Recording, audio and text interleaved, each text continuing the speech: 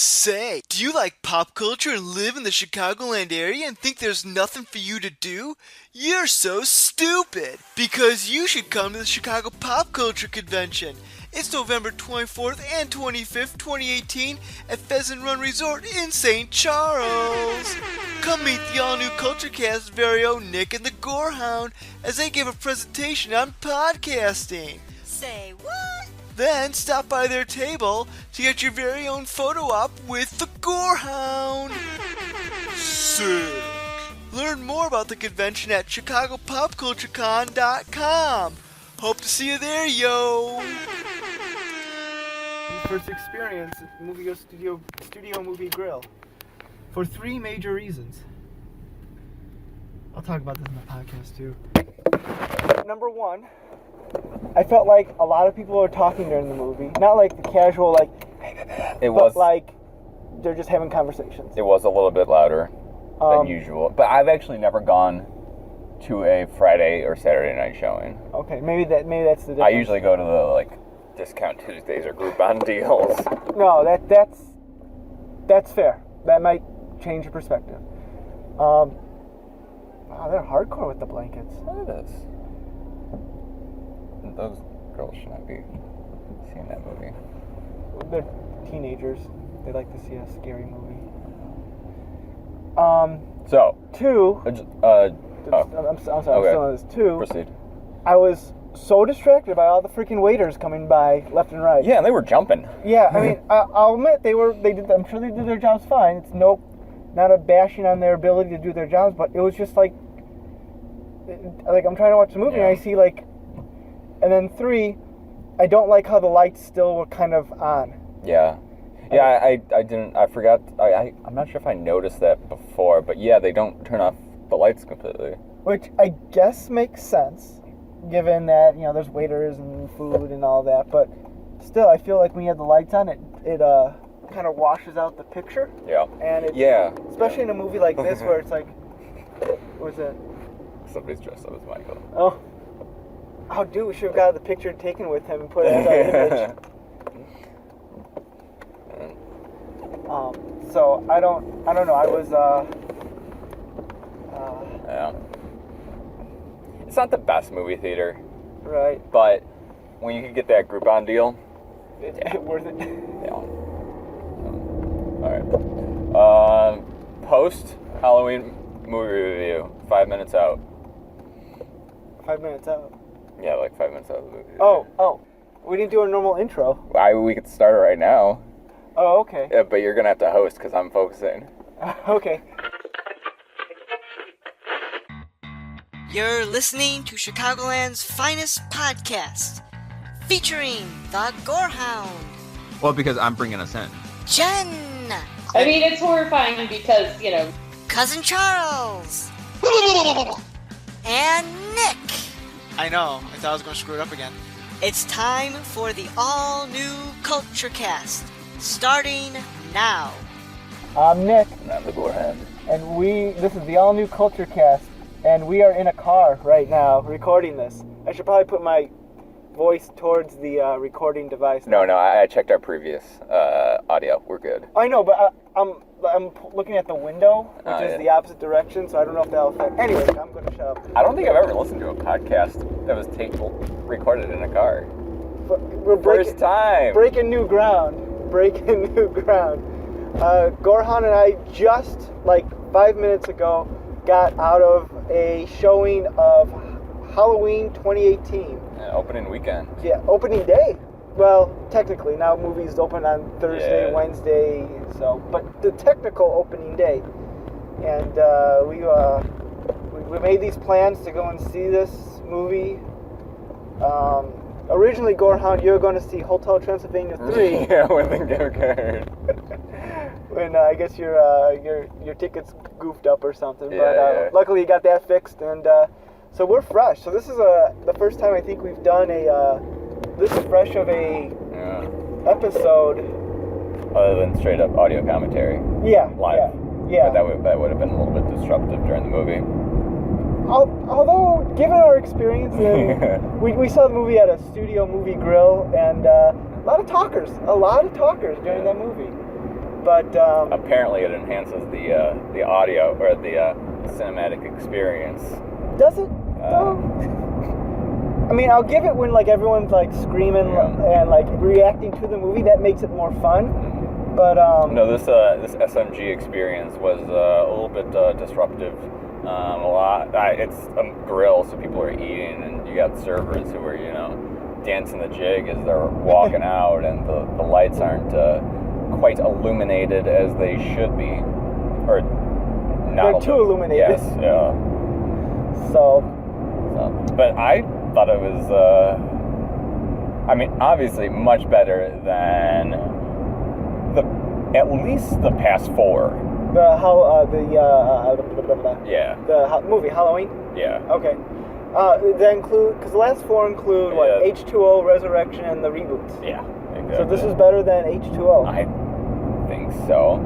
I haven't seen H2O, so I can't can't weigh in on that. I mean, it was very much fun, and part of it is that I've been watching all the Halloween movies, so it's kind of fresh in my mind, including listening to the Halloween Unmasked podcast that's been airing as of recently, which is all about it. Little plug. Yeah, a little bit. So, do we want to go into our regular segments tonight? I'm not sure if we have that much time. Okay, what is our time schedule on this? I think we have 10 more minutes until we get home. Oh, okay, so this is going to be a real short episode. And then we can record it inside the house if Gizmo allows. Oh, okay. I wasn't sure if this was going to be car only. No, this could be a special app. Okay. Breaking all sorts of new ground here. Alrighty, so I guess I'll give my opinions on... Your 2 cents. I thought it was okay. Yeah. I felt like a lot of it was like, alright, this is the first movie again. It was very much so. But that's not necessarily a bad thing. But at the same time, it's like, is this a sequel? Is it a remake? It's definitely not a remake. Right. But it's very, very similar. It's like Jurassic World and The Force Awakens, where they're kind of giving you the same sort of thing, but it's but they're still trying to make it's a sequel, but it's kind of the same thing. Yeah. There are parts I liked. There are some parts I just kind of it doesn't seem. They didn't venture too far out than they should have. They kept it very simple. They didn't do anything crazy. Right. And I'm all for simplicity. There's nothing wrong with that. Right. Nothing wrong with that. I guess we're going to have spoilers in this. Yeah. I'm sure we put a spoiler warning maybe at the beginning. Spoilers are of overrated. Yeah. There are no spoilers on our show. We just ruin everything. So if you haven't seen Halloween 2018, pause it right now because we're going to get into spoiler territory. But I have mixed feelings on the first half of this movie. Yeah. So, should I give the premise a little bit? Why not? Okay. So it takes place 40 years after the original. Bump in the road. 40 years after the original, and Michael's been locked up the entire time. All the sequels have not happened. And Michael's being transferred, and somehow the bus crashes, which... it's not... I didn't hear how it crashed. I'm given the impression that the doctor had something to do with it, because he wanted to see Michael killed. That's my impression, because he was the only one left alive, if you think about it, outside of the other mental patients that the bus crashed. So Michael's loose again.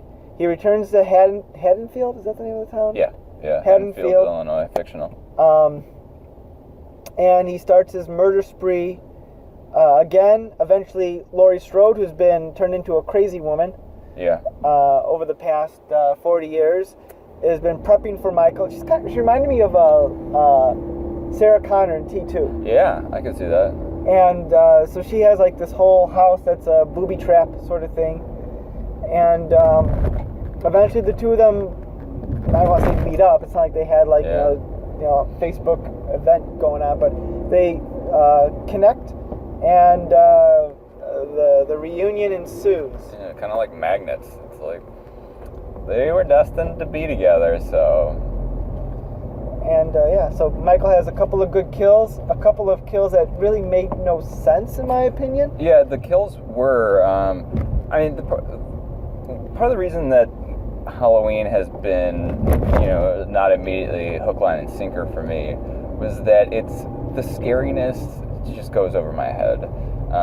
Because I didn't grow up during that period. So watching Halloween, I just straight up wasn't scared.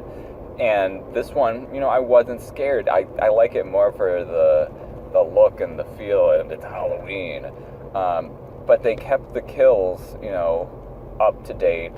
They're showing more blood than they did in the first one. Yeah. But they're not, going Rob Zombie about it. They're keeping it not clean, but it's not over the top gore. Right, it's adequate. You had a couple of knives through the throat. Like, obviously the kills are more brutal when compared to the original Halloween, because it's 2018 and they have to be. Yeah. But the things that sort of I didn't quite get was in the first Halloween, when we talked about last week, Michael's kills are like his victims. I don't want to say they're specifically planned out, but they kind of make sense in why he's going after these particular folks. Yeah, because you can kind of see like there's a bit of magic to it. He knows how to get to Lori. Yeah. Because there's this, soulmate type of thing about it. Like in the first one, he chooses to go after Lori because that's the first teenage girl he sees when she drops off the key at his old house, and she's with Tommy, and he's already connecting her to like his sister, and Tommy being like him when they were babysitting, so he kind of goes after her and her other friends who are doing the babysitting that night. Yeah. In this one, at the very there's a documentary crew that's trying to get to the podcast. The podcast. Crew. We're making a podcast. And it was so great because that is so 2018. Yeah. It's very much in the vein of your NPRs or your Dirty Johns or exactly. S-Town. But they don't get very far. Yeah. And I don't get why he tails them other than the mask. He just wants the mask, Yeah. I don't know why Michael is obsessed with the mask, because in the first one it was just a random mask. Like, well, I think it was because he can't do it. He's powerless without it. True, but why that specific one? I mean, the mask was just a random one he pulled from a store. Yeah, but you also do see the connection to it in the other Halloween movies. But none of those. Forget about those. You can only go for the first one. But whatever. And I guess it was just weird while he went after the documentary crew, and then when he returned to Haddonfield, how he randomly killed, just walking into people's house, killing them. It just seemed like, yeah. Well, I mean, I know he's a serial killer. There were a few randos in there. Like, I know that the teenager that we followed for a little bit with the babysitter. Yeah, that was like Lori's friend. Right, and so there was a connection to that, but then the random knife through the heart, knife through the throat, that was... Yeah. And he kills that 10-year-old kid at the beginning, which was really dark because Michael's never shown interest in killing kids before. Right, yeah, and he didn't kill the baby. No, and I love the audience reaction. Maybe it's because I also have a baby. I'm like, oh, don't do that. No, because it's showing, we still have heart in movies. Yeah, I think they did that intentionally because they're like, oh, God, is he? And then he just walks past. No, because it's showing that we're not in the Rob Zombie era anymore. The killers have rules again. Now, I guess also because I'm a recently new father, I'm not going to say when he killed the mother and just left the baby there. Yeah. I hope mom was married and the kid has a father. Yeah. That's kind of oh, poor kid. Especially it's like a baby, doesn't know what's going on. Right. But yeah, you want to?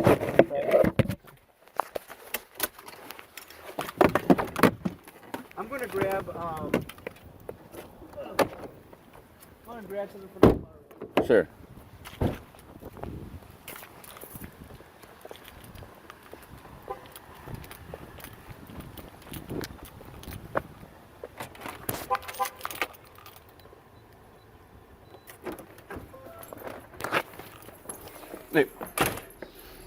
Oh, you cleaned up, huh? Yeah.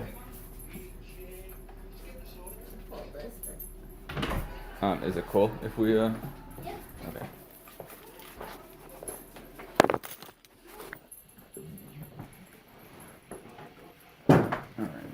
So, It's all garbage.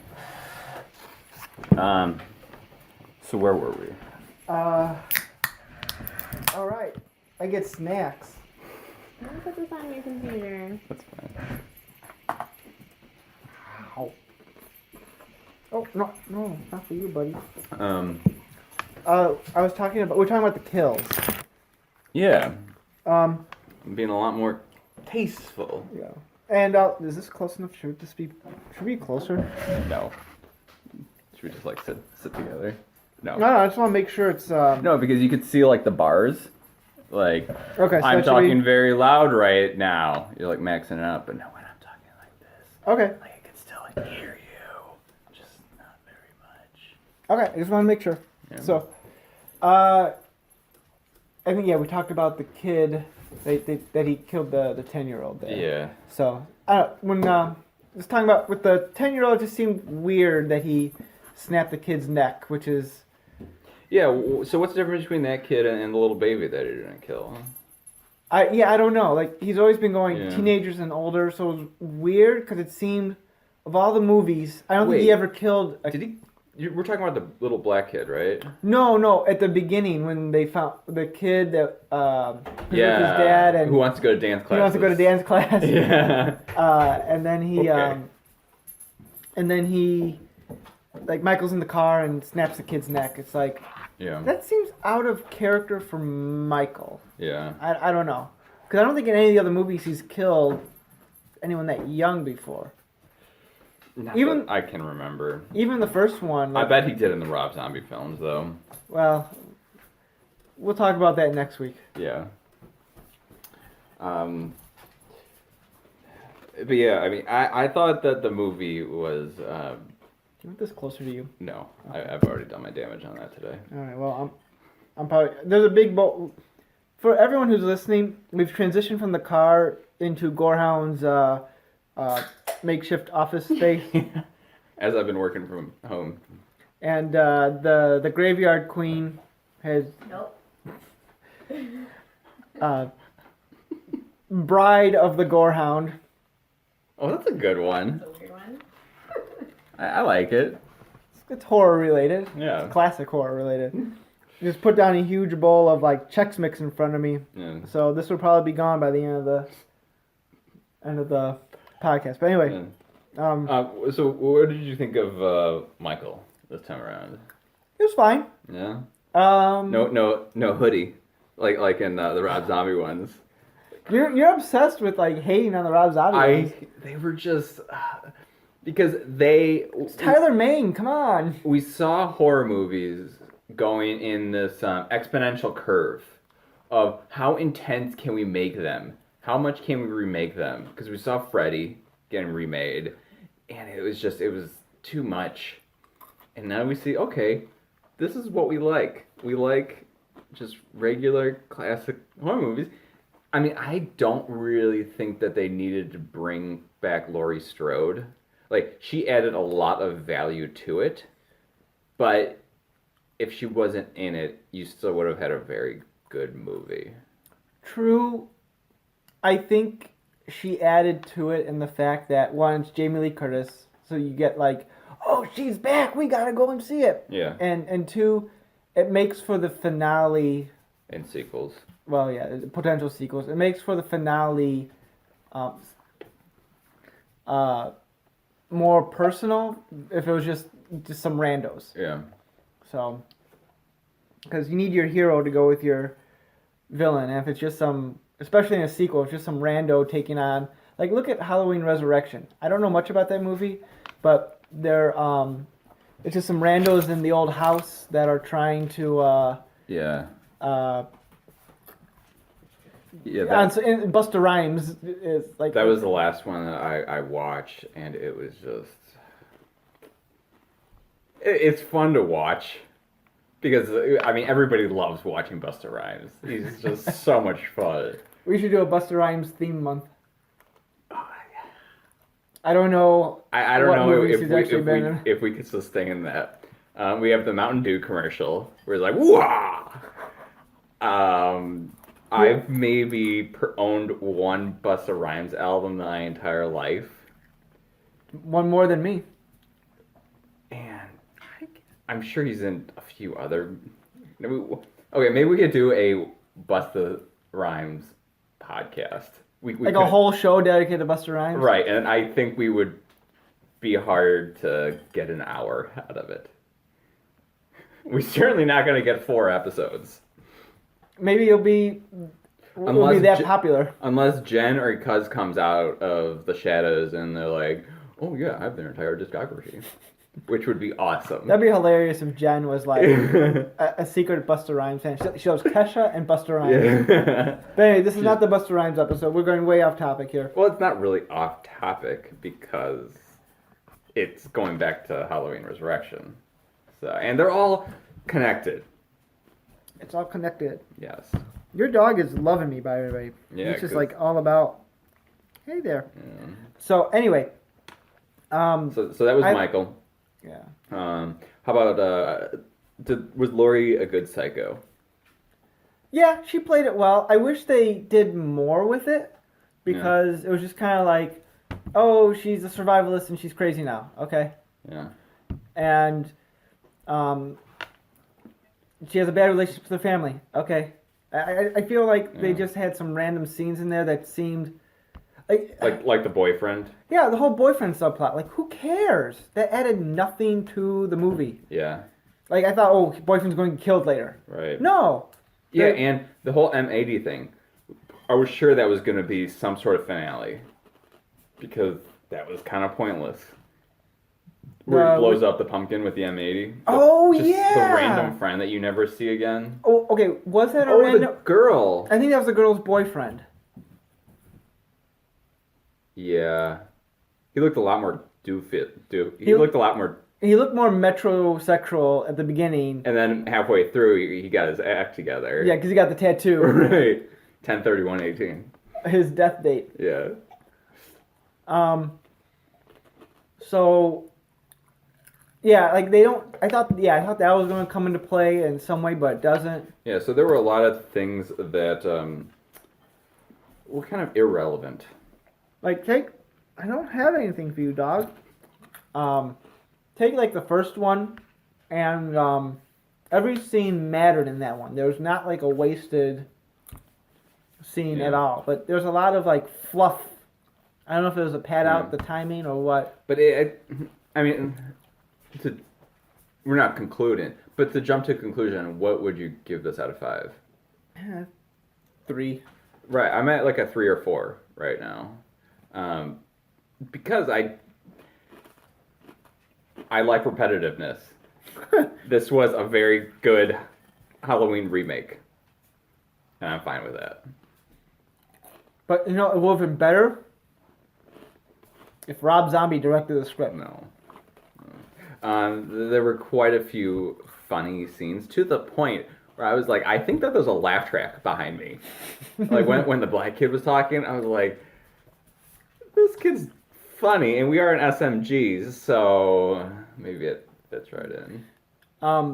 Yeah, there are a lot of weird bits like that. Like, I could see, like, the Danny McBride influence especially with the two cops. Yeah. And they're talking about the PB and what was the? Yeah, there was some talk about a banh mi sandwich, and I think it was like good. It was a good segment, only because I could eat PB&J sandwiches every day for lunch. I am also a fan of the banh mi sandwich, which isn't about the insides of it. It's about the bread. It's like a white Italian, or it's like a white crusty baguette. And so he made a banh mi sandwich with a PB&J, so it really goes well with, their personalities. It's kind of like a Seinfeld. See, that's the weird thing. Like, it was funny. I liked it, but I'm like, what does this have to do with Halloween? Did we just move to a completely different movie? Right. Especially for these two nobody characters who die off screen. So like that was very like the tone in this movie is very strange at times. So yeah, I mean it's no like Terminator 2 where everything is just awesome and everything like plays a role, but still it's fun and it comes together in the end. I mean, the ending sequence when Judy Greer is the name. Yeah. The ending sequence where she, she's like, I can't do it, Mom. I can't do it. That was good. Yeah, I was wondering, are they gonna go for a fake out? And it worked. Yeah.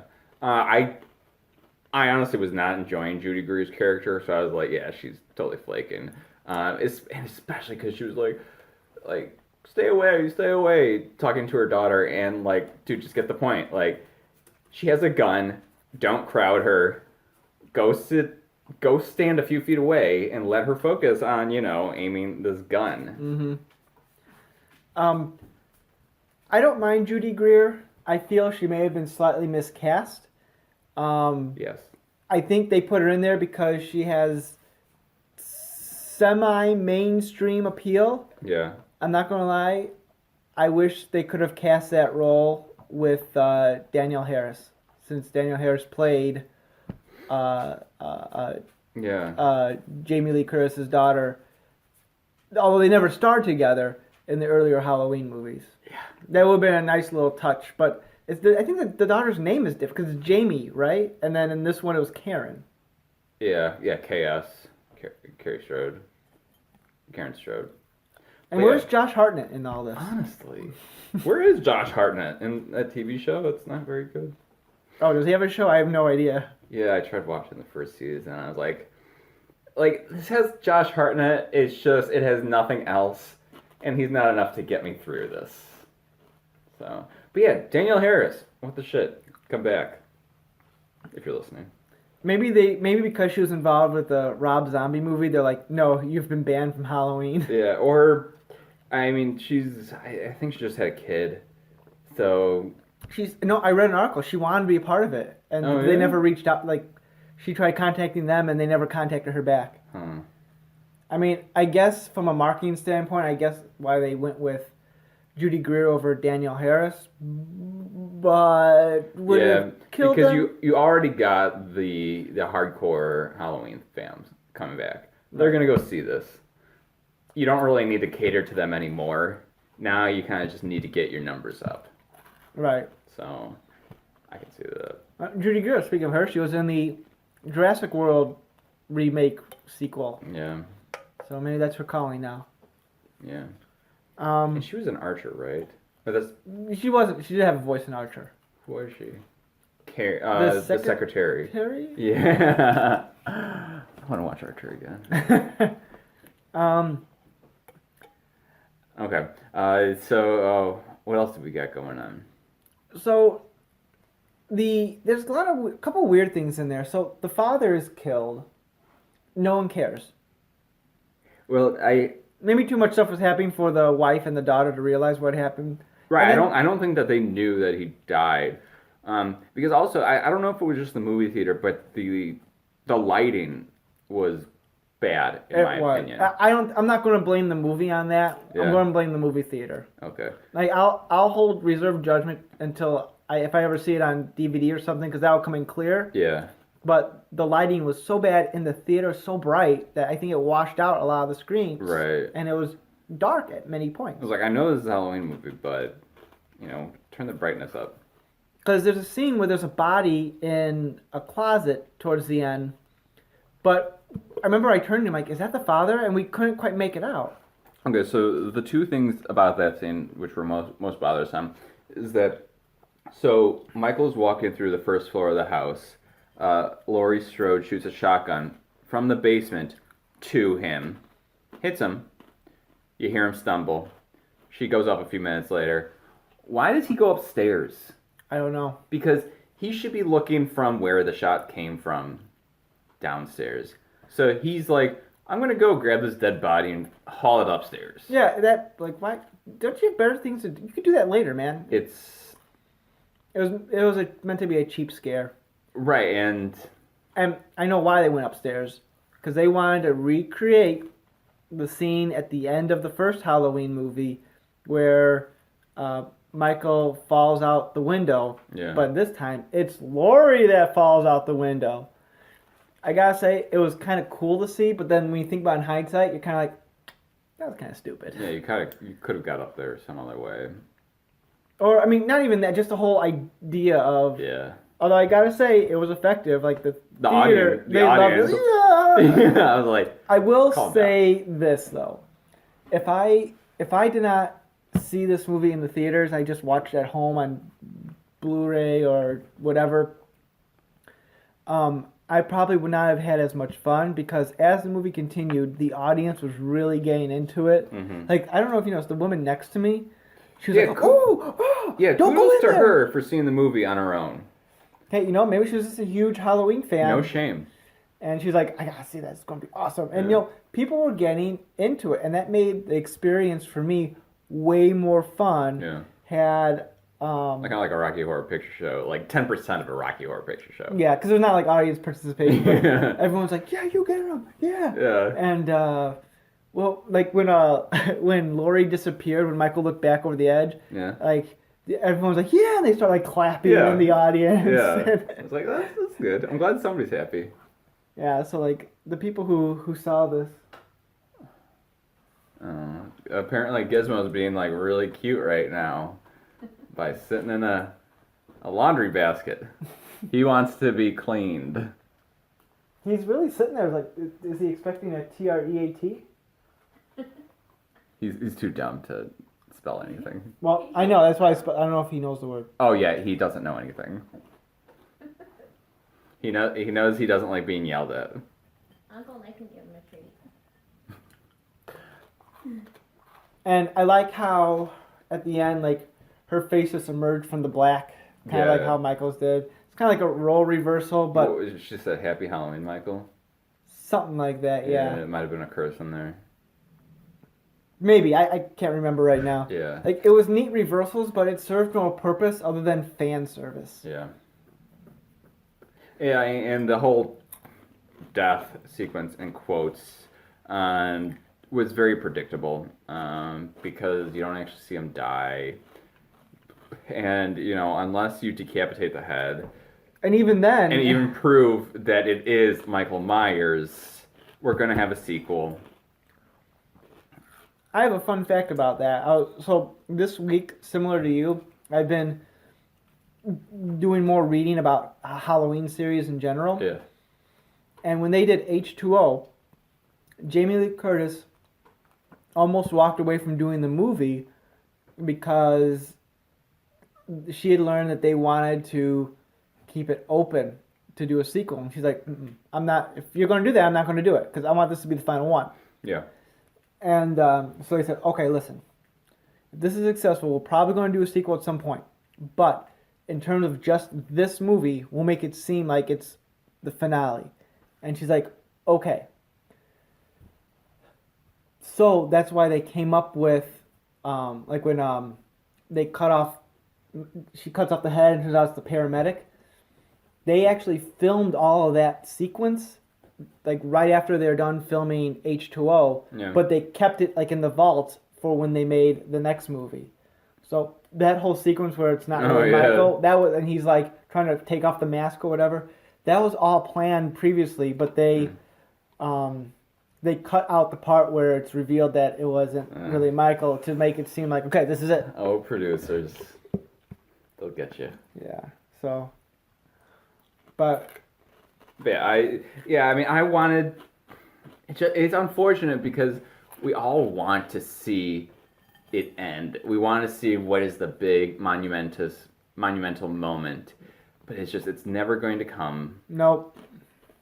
Because, you know, how many times can you do this? Supposedly, Danny McBride and other guy who actually directed the movie, I can't think of his name. I think there was a Gordon in there. Yeah, David Gordon... Green? Maybe. Joseph Gordon-Levitt, is that it? No. Yeah. It's come a long way since Third Rock from the Sun. Supposedly, when they were making this one, they had an idea for like 2 movies that were going to be filmed back to back. but they decided, no, let's just work on one. And if that one was good and people like it, then we could do another one after that and fix what we... That would be good, a two-parter. You know, pull some Lord of the Rings. Yeah. I mean, Halloween takes place on one night. No, Halloween 2 took place in November because it takes place the night after the first movie. Maybe we could bring in an alternate dimension to this and make time freeze still, and then... Well, we don't know how late it was on Halloween when Michael was stopped, so maybe the sequel will pick up immediately after. Yeah. What did you think of the twist that the doctor was evil the entire time? One, I love Laurie's line, like, "Oh, you're the new Loomis." Yes, that was great. Just like, boom. Because honestly, that's what I was thinking. Because from the moment we started hearing his voice, I was like, that sounds like Loomis. He does. He's definitely going for a Donald Pleasance type of accent or something. I was like, that is fine. Because we need somebody in there. Mm-hmm. And then the whole twist, he wants to keep him alive so that, so that he could see them kill each other? Or he just wanted to see... He wanted to study Michael's kills, and he wanted to bring him to Laurie to see him duke it out. Right. He's a mad scientist, basically. Right, and there's another thing where I was like, okay... I wish Sure. they did more with it. I think that was like, okay, that's interesting. That's something new for Right. Halloween. There's all these small little subplots that don't really have a conclusion and don't really have any effect on, Laurie Strode killing Michael. Yeah. I think that. What do you think is the main story? Laurie Strode killing Michael, or Michael's trying to find Laurie? The main story is about Laurie's granddaughter and how she's dating a guy who's no good for her, and he starts kissing a cat lady. It's a teen dating movie. That's the most important thing I took away from this movie. Yeah. So I there are so many things wrong with it, but I'm still like 3-4 on it. And it might be just because I hated Rob Zombie so much. And That anything would have been better. Right. It could be the nostalgia of it. Mm-hmm. I mean, let's be straight. I don't have a nostalgia because I never watched these movies growing up, but I still know that you can have a nostalgia for it. Sure. But yeah, it rung true for me. So, here's a question I have for you. What do you think Laurie Strode's job was? Because she's sort of been making some serious coin to put that house together the way she did. It has to be something to do with fashion or making clothes. Why is that?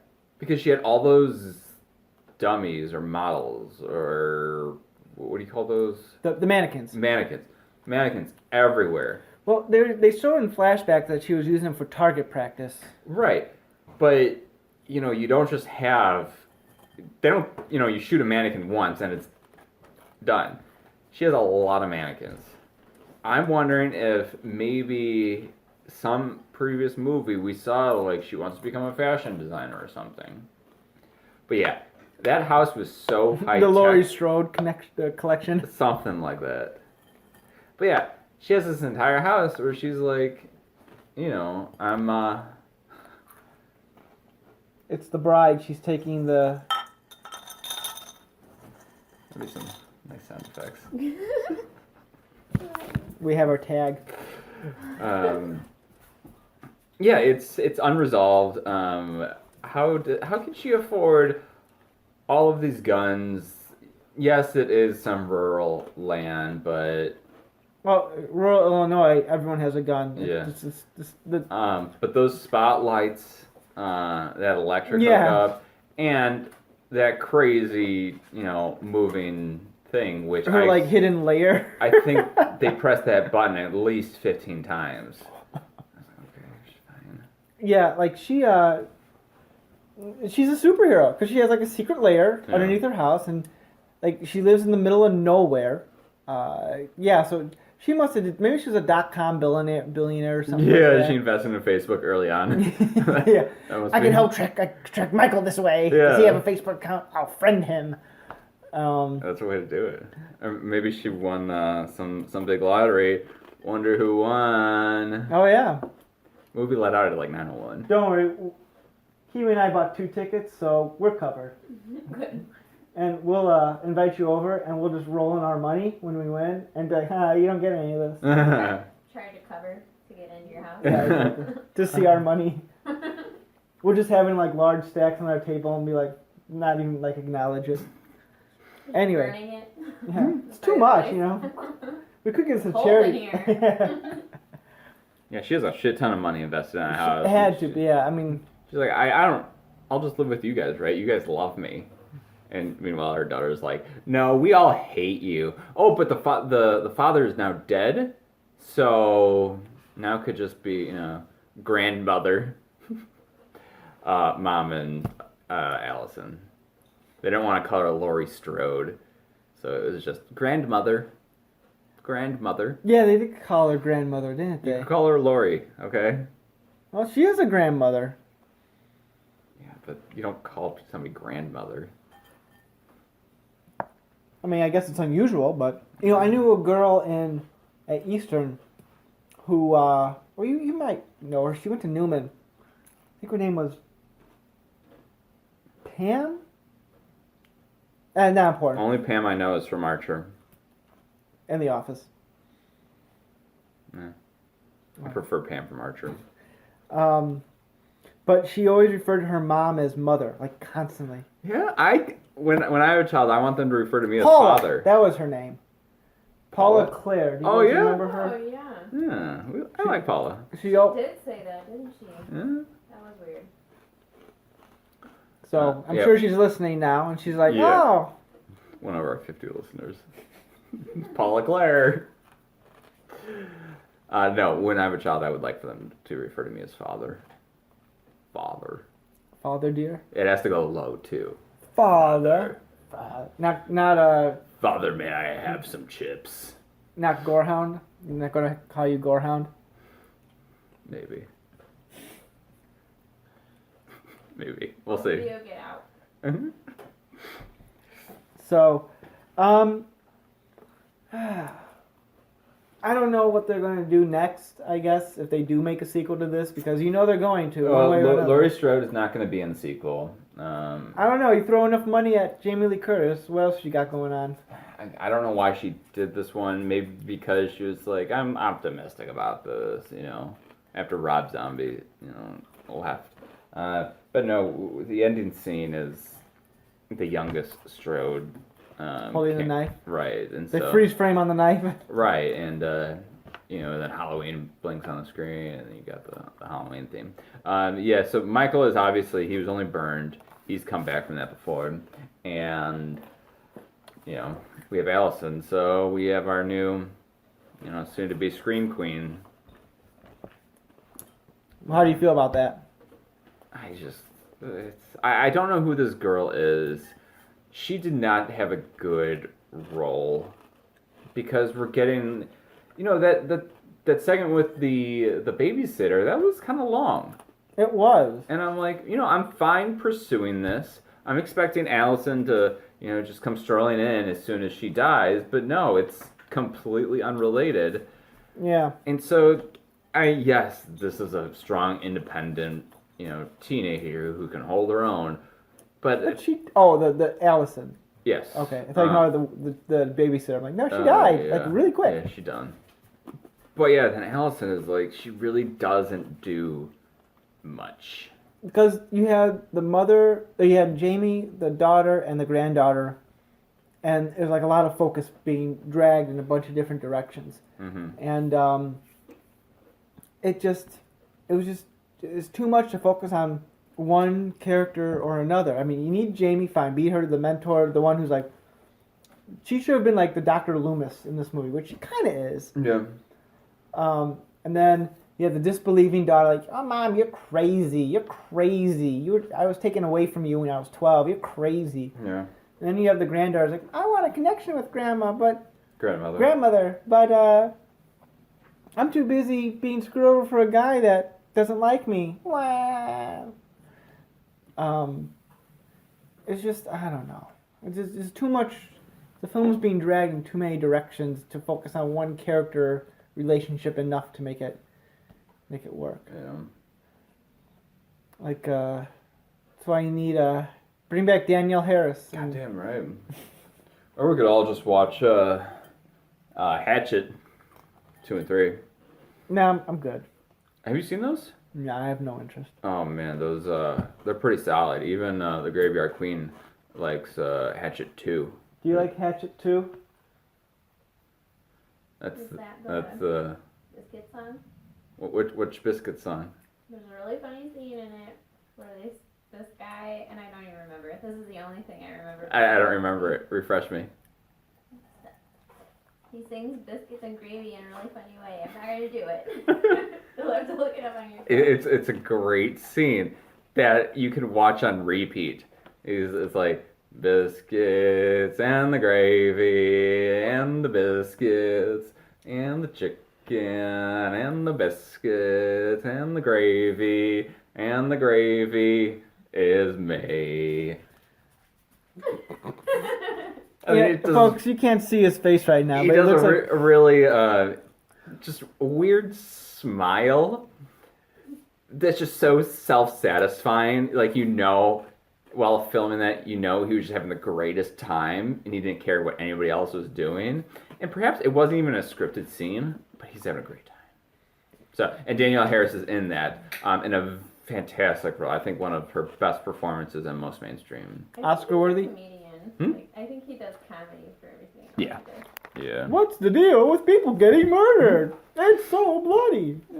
Go So- Victor Crowley. So, Biscuits and Gravy. The original name for our show. Yeah.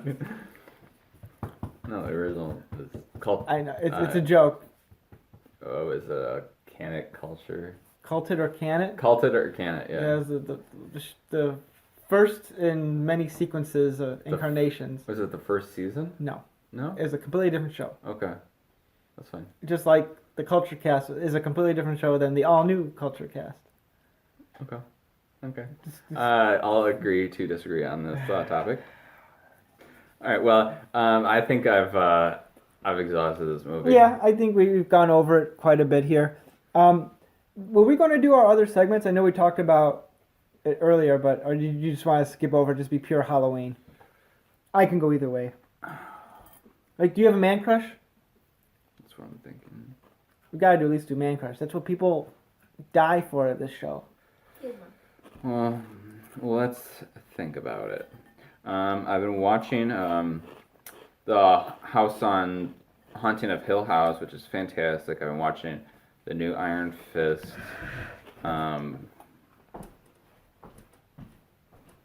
Been listening to some last podcast on the left. It was there was some Neil deGrasse Tyson. No, I'm not gonna give it to anybody this week. All right.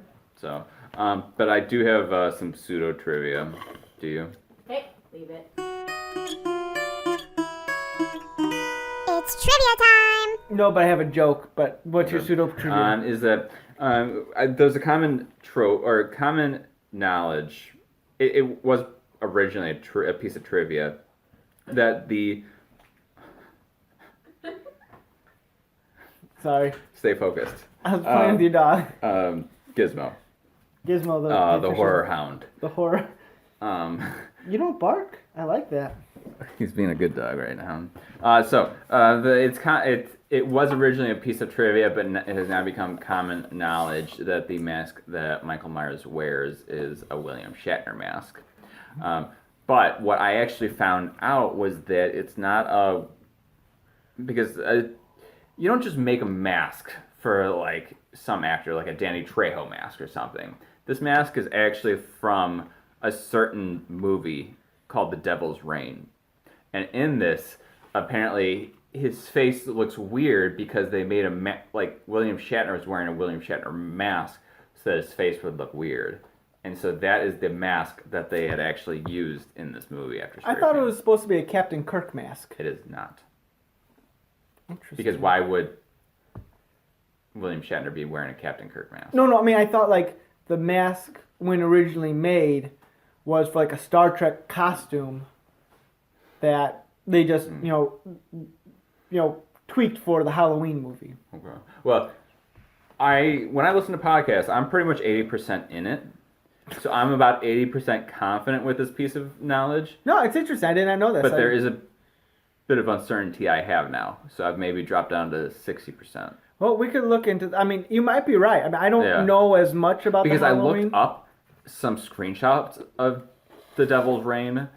It's R-A-I-N, not R-E-I-G-H-N. G-R-E... So it's like weather, rain, yes. raining outside. Sorry. It's irrelevant, but I just want to prove that I'm smart. No, because I looked up some screenshots of this movie, and I'm like, yeah, that looks a lot like it. And it was just always illogical, like, why would there be a Captain Kirk mask? Like, when you make a mask for something scary, like Frankenstein or Dracula. Not somebody from Star Trek. Well, back then, they had masks for everything. You'd have a Superman mask, today we even have, like, president masks and famous people. Today we do. I think they still made them back then. But, so yeah, that is my... piece of trivia. I'm curious. I want to look that up now. I wonder, when did this Devil's Reign movie come out? It looked about that same time, or earlier than this, because it looked like a 70s stuff. cheapo horror flick. Huh. I'm very curious. Yeah, I want to find this movie because hey, as we were discussing earlier, I'm looking for some new TV to watch, and Star Trek may be it. Yeah, there's plenty of it. So I have a joke for you, Gorehound. Let's hear some hardy har-hars. How does Michael Myers keep up with all those babysitters? I don't know. How does he keep up? He keeps in shape. Because he's referred to as the shape. Stop it. Ba-dun-dun-dun-dun. All right. I bet the bride would appreciate that pun if she knew Halloween and got the references. All right. Are we ready to close this bad boy out? I think so. All right. I'm the Gorehound. I'm Nick. And we are the all-new Culture Cast. Catch you next week. Bye. You've been listening to the all-new Culture Cast.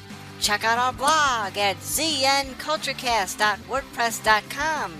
Send us an email at nick.culturecast@gmail.com. We'd love to hear your feedback, comments, and requests. Follow us on social media. Theme music by bensound.com. The all-new Culture Cast, a saltwater production. Original material copyright 2018. Thanks for listening.